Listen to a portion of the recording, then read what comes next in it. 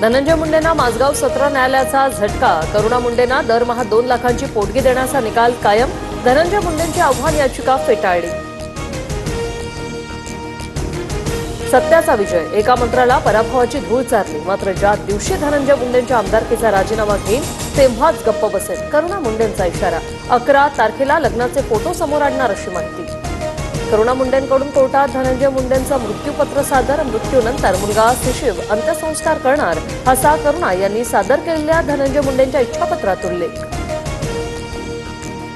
करुणा मुंडेंनी सादर केलेलं इच्छापत्र आणि स्वीकृती पत्र हे खोटं, धनंजय मुंडेंच्या वकिलांचा कोर्टात दावा। कोकाटेंच्या विधानाचा 24 तासानंतरही अजितदादा अनभिज्ञ।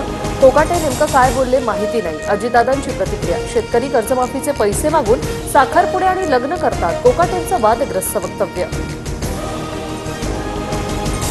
पुण्यातील ईश्वरी भिसे मृत्यूप्रकरणी चौकशी अहवालानुसार कारवाई होणार। दोन्ही मुलांचा उपचारांचा खर्च मुख्यमंत्री सहाय्यता निधीतून करू, मुख्यमंत्री फडणवीसांचं आश्वासन।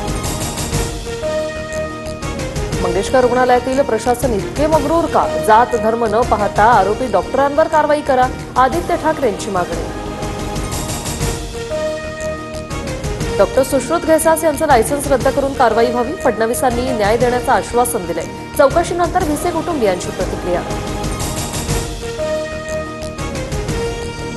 रामनवमीच्या पार्श्वभूमीवर मुंबईत मोठा बंदोबस्त। 20 डीसीपी, 51 एसीपी आणि तब्बल 2,500 पोलीस अधिकाऱ्यांचा समावेश। एसआरपीएफच्या 9 तुकड्याही अनेक ठिकाणी तैनात असणार।